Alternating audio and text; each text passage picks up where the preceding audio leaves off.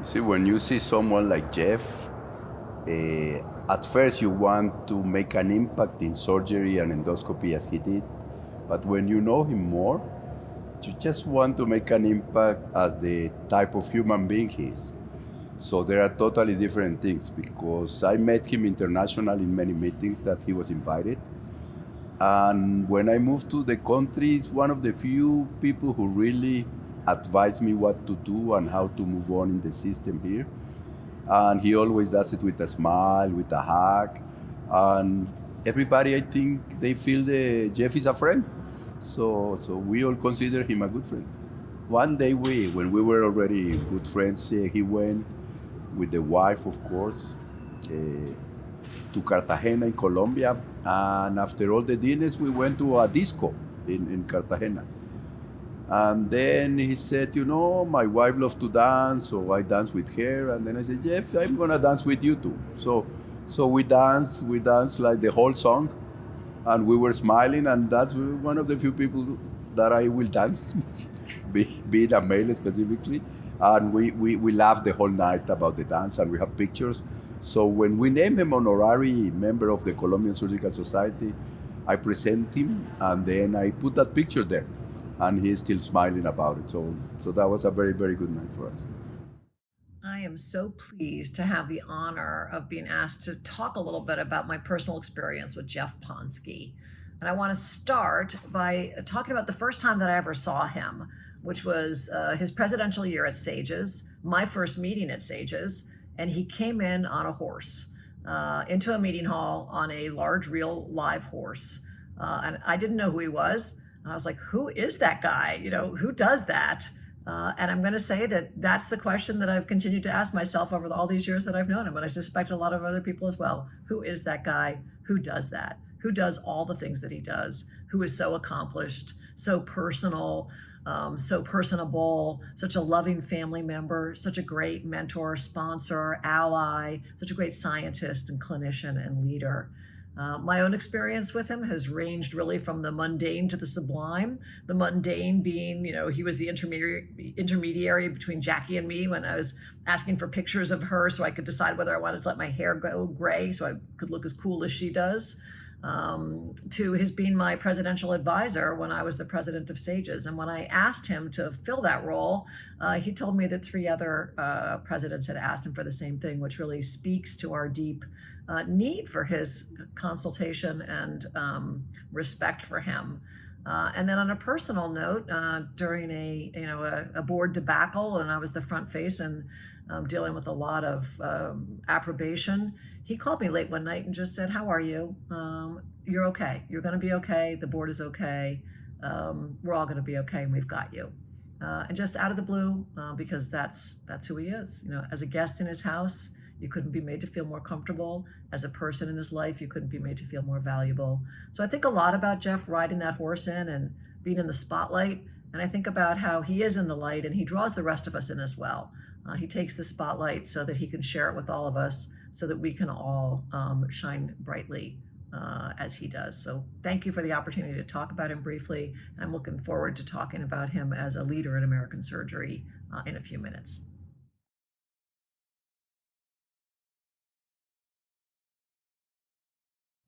Hi, I'm Joe Beiske, and I was asked to talk about Jeff Ponsky's role in leadership. When I got that invitation, I thought, well, that's great, but if I talk about Jeff's role in leadership, and his leadership in Ohio, his leadership in Cleveland, at Case Western, at the Cleveland Clinic, his impact on surgeons across the country, his leadership style, his accomplishments, that'll take the entire day, and I don't really know when anyone else will get a chance to talk. So I decided to restrict myself to Jeff's national leadership positions in the hopes that I could restrict myself to the proper 10-minute timeline.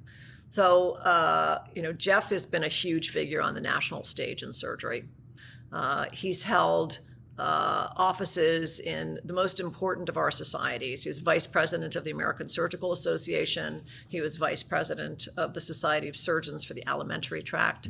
He was president of SAGES and one of the founding fathers, as we all know, and he was chair of the American Board of Surgery.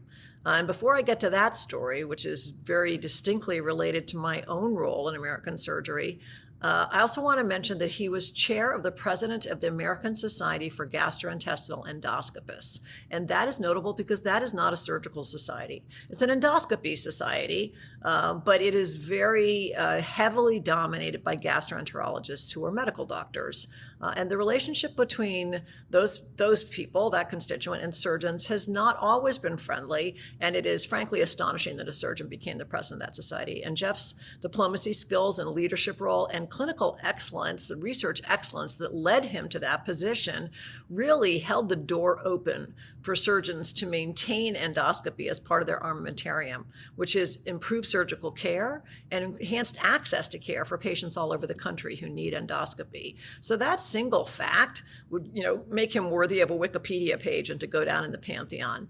But that's only one of his many accomplishments, and I really want to focus today on what he did with the American Board of Surgery. So the board, as you may know, is sort of august and has held itself in high esteem for a long time. The nominating societies were quite conservative. The American Surgical, the American College of Surgeons, the Southern Surgical, other regional societies, and they were resistant to allowing any new upstart societies to have a seat at the table.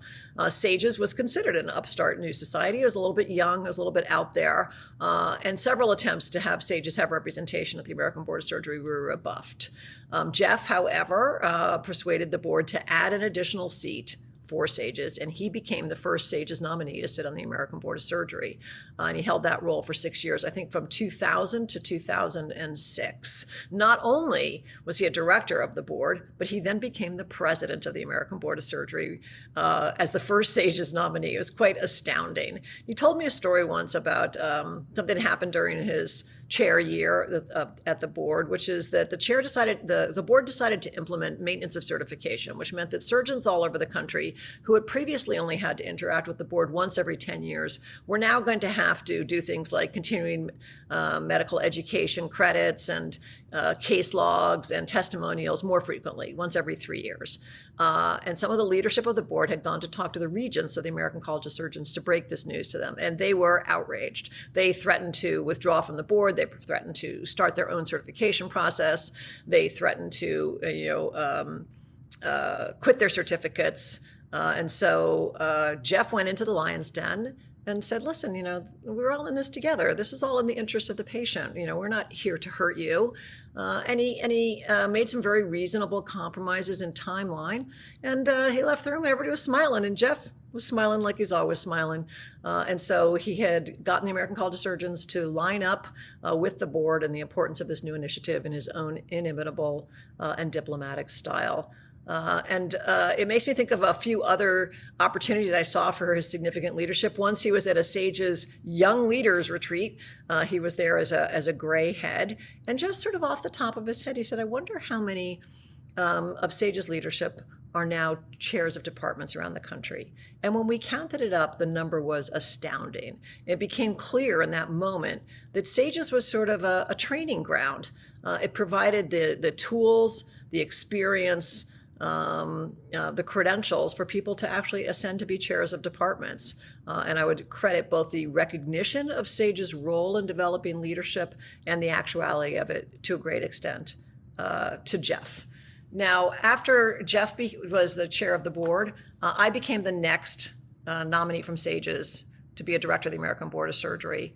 After me, Bruce Shermer, then Lee Swanstrom, then Aurora Pryor, really SAGES lending its best and brightest to the board with huge accomplishments to follow. Lee ushered in the era of focused practice designation, whereby the board can recognize expertise gained through intensive practice as opposed to through formal fellowship training. Aurora has championed the video-based assessment pilots, using some of SAGES' gained expertise and experience to help introduce video-based assessment into the continuous certification process. And then I became the Associate Executive Director of the American Board of Surgery in 2008, and then the CEO and President in 2017. And that is only possible because I was nominated by SAGES, which is only possible because Jeff opened the door to that. So I have a personal gratitude for Jeff's leadership, a professional appreciation of it, and I can say that all of us as patients and surgeons have been affected by him in some way. We like to sort of tell a story at the board that all of us examine people. Jeff examined over 1,000 candidates in his lifetime.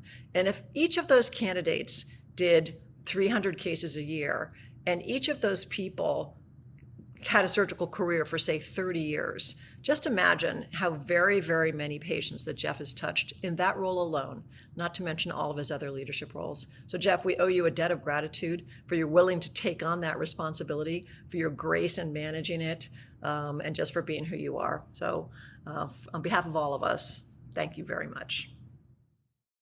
Hey, Jeff Ponsky.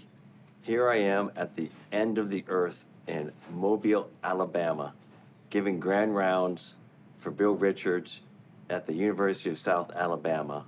And I walk across the hall, and here I see your mug once again. Almost everywhere I go, I see your photo, which means that you've been everywhere, which means that you have a tremendous global influence. You are a surgical global icon. Jeff, congrats on an incredible career.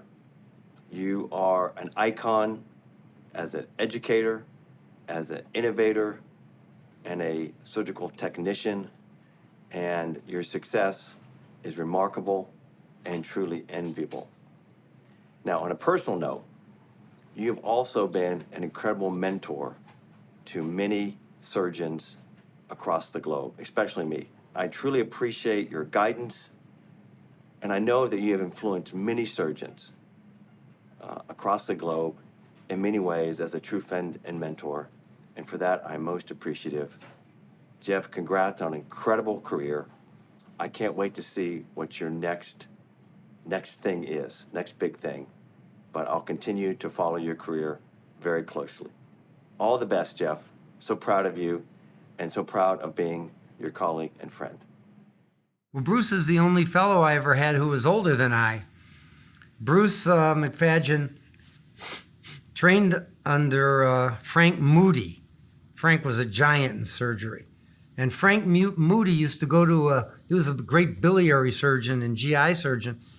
And I would go to a meeting with Frank Moody and I'd talk about ERCP. And he would say to me, Jeff, you're the papillary abortionist, because I cut the sphincter of Oddi. And then I was surprised to see that he sent me one of his faculty members, Bruce McFadgen, to come train with me in Cleveland to learn ERCP and endoscopy. And Bruce spent the time, and Bruce became a superb leader in endoscopy and eventually a chair at the University of Georgia. And then he went back to Houston. But what's amazing about Bruce is he's not just a surgeon, he's a great giver of himself. He has gone to Africa so many times and been a missionary surgeon, and he continues today after his retirement to do that.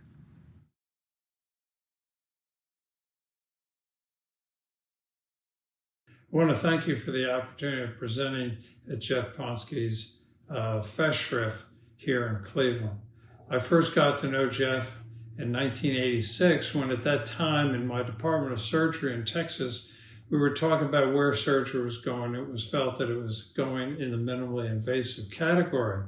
We thought it was going to be in flexible endoscopy, and it certainly has progressed greatly in that area.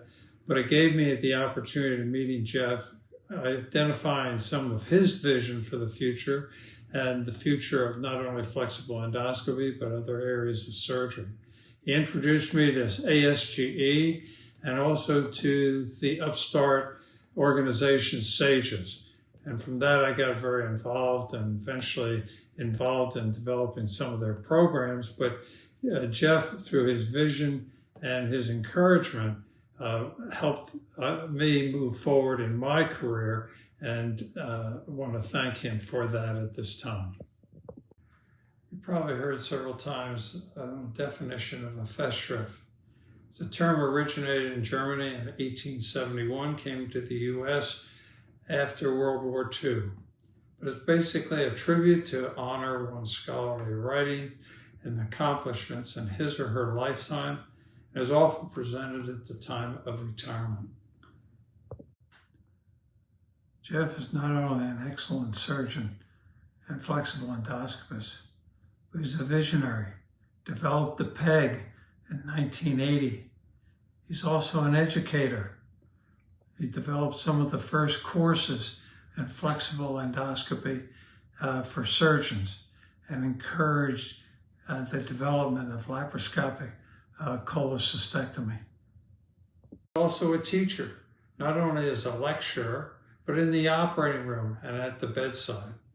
He's also a mentor, as he was to me, during flexible endoscopic procedures, encouraging us to always do better, improve in our technique and clinical judgment. In addition to surgery, Jeffrey has a number of other interests outside of the operating room. Jeff and his wife, Jackie, have given their family a vision to help the underserved and has taught them to act on that vision. He's been actively involved in helping them set up their own nonprofit organizations. In following the award of the Generation Award in 2017, Jeff was quoted as saying, "I've had a lot of good people around me." He said specifically, citing his father-in-law, Leo Goldberg, and his brother-in-law, Bobby Goldberg. A lot of good role models.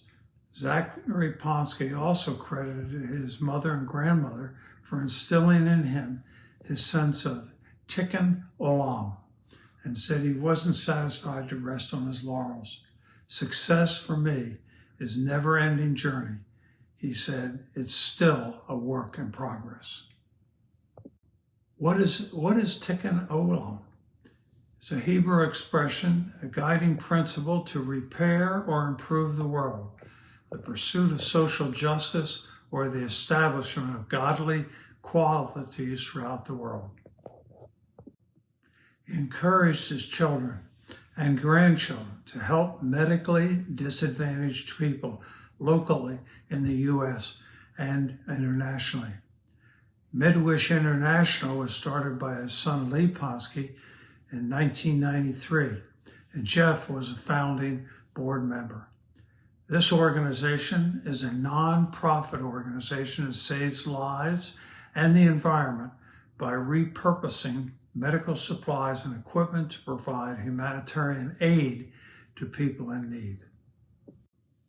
Each year, MedWish International sends out 4.4 million pounds of equipment to over 120 countries and 750 recipient agencies. In addition, they send out medical brigades who partner with physicians in the underserved countries. Jeff, Jackie, their children, and grandchildren have participated in over 10 medical brigades in Honduras, Nicaragua, Brazil, Colombia, El Salvador, and other countries. This is a picture showing Jeff and some of his family involved in some of those medical brigades, reaching out to the underserved. In these pictures, you'll actually see his grandchildren involved. But notice Jeff is in a teaching position, as he usually is, and is helping those people that are in great need of medical care. In 2008, his son Todd Ponsky developed an organization called Global Cast MD. It provides medical education by making medical information more accessible with a mobile app called Stay Current MD. Also videos, library access around the world, podcasts, and translation services. Lee, his son, is on the board, and Jeff is a clinical advisor. In addition to these other charities, Jeff has been involved helping his son, Zachary Ponsky, start MedWorks in 2009. They provide free health care to the uninsured and underinsured via free medical, dental, and vision clinics, as well as health and wellness, addiction, and mental health clinics. They also provided COVID-19 vaccinations and help families find community health resources. Jeff is on the board and was an interim CEO for the organization from February to June 2022. This is a picture of Jeff and another physician in the Cleveland area providing medical services to the underserved in the Cleveland area. Going back to the 2017 Generation Award, Jeff Lee and Zachary Ponsky are noted and were identified for the humanitarian work established by Lee and Zachary with their separate organizations and the impact it has had, coupled with the example and influence established by their father. They say, "We never step back and pat ourselves on the back.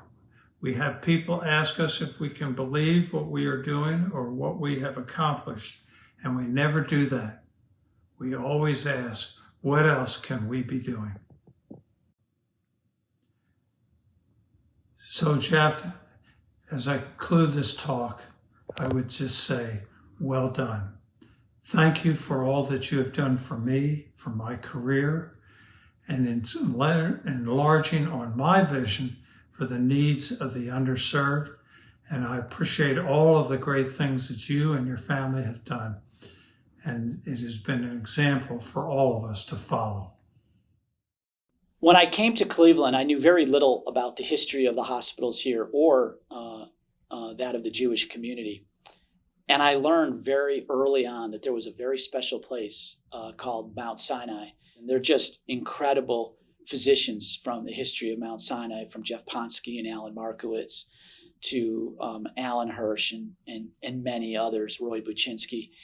And this was a very special place that coalesced a group of amazing clinicians, very compassionate doctors who really were sort of, as we say, the master clinicians, the doctors' doctors. One of the things that I always really liked about Jeff was that he was completely honest and very transparent. And I remember a couple of times when he said to me, "That's bullshit, Dan." And I really liked that because I came from Harvard, where, as they say, they don't stab you in the front, they stab you in the back. And so I really liked it when Jeff just called me on something straight up, but then would hug and kiss me anyway. So, Well, Chris Ellison and I are dear friends. I honor him so much. We didn't train together. We really didn't do anything together except serve on the board. But there's been this bond between us. We have a mutual admiration society. We respect what each other have done. He has been one of the finest chairmen I have ever seen. And how do you define a great chairman? It's not about himself. He always brings up the people around him and contributes to their careers. And that's what Chris is about. He's now been president of everything, including the American Surgical. And he is retired now, but still called upon to give important lectures and respected as one of the most esteemed academic surgeons in the world. Chris's father was Edwin Ellison. Edwin Ellison, along with Chris's mentor, Robert Zollinger, developed the Zollinger-Ellison syndrome description. And Ed Ellison was a professor of surgery. Chris went after him and became a professor of surgery. And it's been a great contribution. Hello, my name is Chris Ellison, and I've known Jeff Ponsky for over 25 years. I first met Jeff through the Ohio chapter of the American College of Surgeons. When you first meet him, you think that you have known him for a lifetime. He is genuine and authentic, and he is quick to make friends. I immediately liked him as we both realized that we were told by our high school advisors that we should not attend college, but rather attend technical school. I think we both did in retrospect. We became colleagues thereafter when we were both chairs in the state of Ohio, Jeff at Case Western Reserve and myself at Ohio State. And we, along with Joe Fisher and Mike Nussbaum, agreed to collaborate in order to have an all Ohio cocktail party at the American College of Surgeons meetings. This was a great success and carries on today. I'm certain that Jeff had some influence on me being selected as a director of the American Board of Surgery. He and Jackie were so welcoming to Mary Pat and I, particularly at our first board meetings. We learned from both of them to engage all ABS members and their spouses, partners, and families, and to be inclusive at all times. Thank you, Jeff and Jackie. When I first joined the board, it was apparent that my life was about to change. We met in Philadelphia, where the ABS headquarters is. Each day at noon, the board members would run along the Schuylkill River. I was pretty much out of shape, but Jeff asked me to join nonetheless. At first, I fell behind and then caught up. He was so gracious, and he never chided me, at least not too much, just enough. I lost 20 pounds, and our friendship has since been secure. I think Jeff's most important contribution is promoting endoscopy in surgery and innovations therein. Jeff is synonymous with innovation. At his best, he is energized and always looking for the next opportunity to move patient care forward as a promoter and a sponsor. He is engaging and listens and accepts all with open arms. Importantly, he never puts himself first. An example is a friend approached him about endowing a chair in Jeff's name. And Jeff said, of course, but only on one condition, that it be called the Schaefer-Ponsky Lecture and not the Ponsky Lecture. I also learned that Jeff was a horseman. He would attend the annual Quarter Horse Congress in Columbus, Ohio, and always stop at Rod's Western Palace to buy the latest in Western gear. My ideal day with Jeff would be taking a trail ride with him using a Western saddle mounted on a paint. Hopefully, you will take many more of these rides in the future. Here's to the next ride, my friend.